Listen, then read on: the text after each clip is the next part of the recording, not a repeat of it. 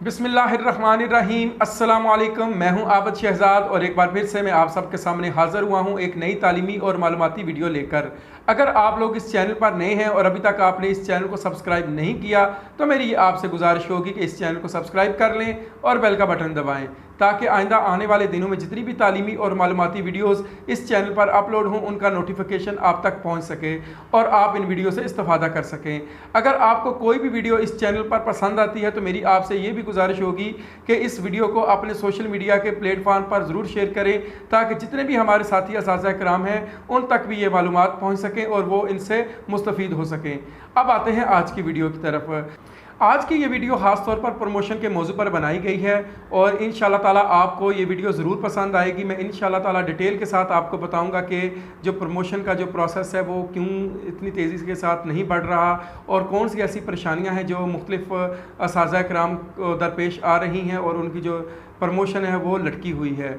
एक इंतहाई अहम मौजू है जिसके मतलब हर टीचर सवाल करता हुआ नज़र आता है, क्योंकि कोई भी टीचर जब महकमा तालीम में आता है तो उसकी ये ख्वाहिश होती है कि उसकी प्रमोशन जल्द अज जल्द और बर वक्त हो। कुछ असातिज़ा कराम सर्विस के दौरान भी अपनी तालीम का सिलसिला जारी रखते हैं ताकि वो प्रमोशन के क्राइटेरिया पर पूरा उतर कर प्रमोशन हासिल कर सकें और अपनी ज़िंदगी में आगे बढ़ सकें। अगर हम गुज़श्ता सालों की बात करें तो जितनी बार भी एजुकेटर्स की रिक्रूटमेंट हुई है तो हर बार हर पोस्ट के लिए तालीम का लेवल या जो बुनियादी क्वालिफ़िकेशन का म्यार था वो बदलता रहा है। 2018 में जितने भी एजुकेटर्स भर्ती हुए तो उनके लिए बुनियादी क्वालिफ़िकेशन का म्यार मास्टर डिग्री यानी MA MSc रखा गया। अगर वो ESE भर्ती होना चाहते थे या SESE या फिर SSE तो सब के लिए जो क्वालिफ़िकेशन का जो लेवल था वो मास्टर डिग्री ही था और साथ साथ 2018 में ही एजुकेटर्स की हर पोस्ट को अपग्रेड कर दिया गया। ESE को स्केल 9 से 14 जबकि SESE की पोस्ट को 14 से 15 स्केल पर अपग्रेड कर दिया गया। लेकिन 2018 से पहले जितनी बार भी एजुकेटर्स की रिक्रूटमेंट हुई तो उसमें जो बुनियादी तालीम का जो लेवल था वो ग्रेजुएशन थी, यानी अगर आपने BA या BSc भी किया होता था तो आप एजुकेटर की पोस्ट के लिए अप्लाई कर सकते थे।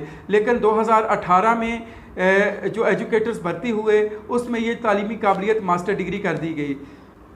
तो इस बात से हम ये नतीजा अखज़ कर सकते हैं कि जितनी बार भी एजुकेटर्स की रिक्रूटमेंट हुई है तो रिक्रूटमेंट पॉलिसी में वक़्त के लिहाज से कुछ अमेंडमेंट्स होती रही हैं, लेकिन जो असातिज़ा की प्रमोशन पॉलिसी है वो 2014 में आखिरी बार आई थी और अब 2020 चल रहा है, लेकिन जो प्रमोशन पॉलिसी है वो 2014 की ही चल रही है। अगर आप PST से EST मैथ प्रमोट होना चाहते हैं तो BSc में आपका जो कम्बिनेशन है वो डबल मैथ के साथ फिज़िक्स का होना चाहिए, और अगर आप PST से EST साइंस प्रमोट होना चाहते हैं तो BSc में आपने ज़ूलॉजी, बॉटनी या केमिस्ट्री में से कोई एक सब्जेक्ट ज़रूर पढ़ा होना चाहिए। और अगर आप PST से EST जर्नल प्रमोट होना चाहते हैं तो उसके लिए आर्ट्स के मज़ामीन में आपका मास्टर डिग्री का हामिल होना ज़रूरी है।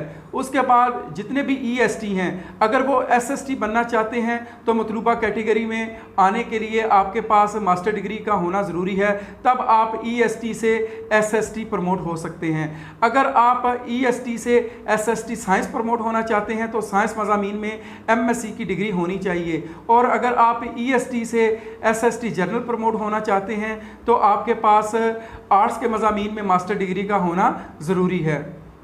अगर आप 2014 की प्रमोशन पॉलिसी पढ़ना चाहते हैं तो मैंने इसका लिंक डिस्क्रिप्शन में दिया हुआ है, आप लिंक पर क्लिक करके इस पॉलिसी को डाउनलोड करके पढ़ सकते हैं।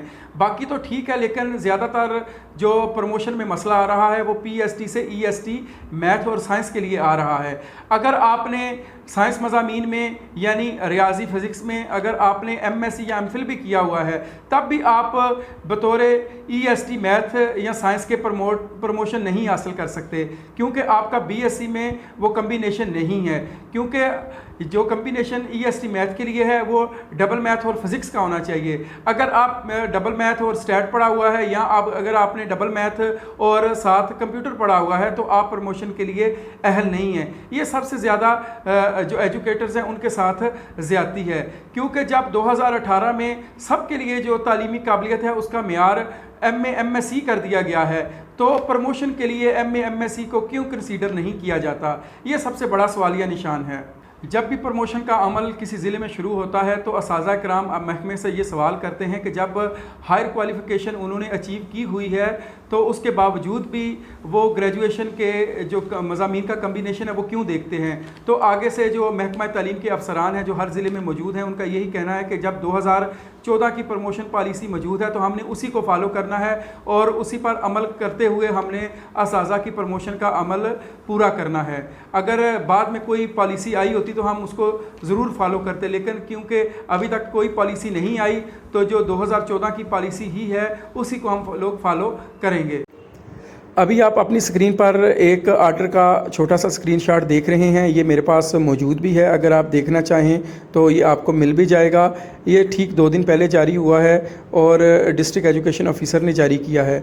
ये एक पीएसटी हैं, उनकी क्वालिफ़िकेशन बीएस ऑनर मैथमेटिक्स है और उन्होंने ईएसटी मैथ की प्रमोशन के लिए एप्लीकेशन जमा करवाई थी, लेकिन उनकी जो एप्लीकेशन थी वो ये कहकर रिजेक्ट कर दी गई कि उन्होंने 2014 की जो पॉलिसी है उसके मुताबिक बीएससी में डबल मैथ और फिज़िक्स का जो कम्बिनेशन है वो नहीं पढ़ा, इसलिए वो बतौर ईएसटी मैथ की प्रमोशन के लिए अहल नहीं है। ये आप अपनी स्क्रीन पर देख भी सकते हैं। असाज़ा तंजीमों ने भी ये मामला वज़ीर तालीम और सेक्रेटरी तालीम के सामने उठाया है और ये कहा है कि जब एक टीचर के पास हायर क्वालिफ़िकेशन मौजूद है तो फिर जो ग्रेजुएशन के मज़ामीन का कम्बिनेशन है वो क्यों देखा जाता है। तो महकमे को ये चाहिए कि जो भी टीचर है अगर उसके पास एमएससी या एमफिल की डिग्री है तो उसकी बेस पर उसको प्रमोट किया जाए और उसको प्रमोशन का हक़ दिया जाए।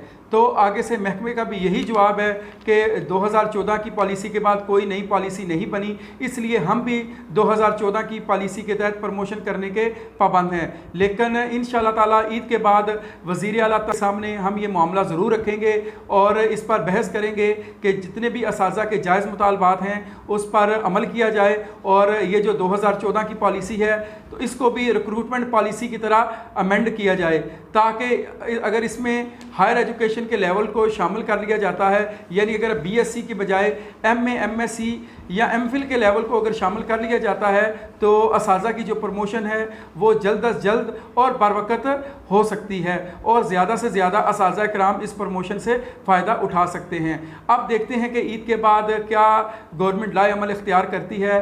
तो इंशाअल्लाह ताला उम्मीद यही है कि ये जो प्रमोशन पॉलिसी है ये ज़रूर अमेंड होगी और इसमें इस्लाहात लाई जाएंगी ताकि जो प्रमोशन का जो अमल है वो मज़ीद अहसन तरीके के साथ हो सके। तो ये जितना भी प्रमोशन का जो अमल है उसके बारे में मैंने आपको बताया है। मुझे उम्मीद है कि आपको आज की ये वीडियो ज़रूर पसंद आई होगी।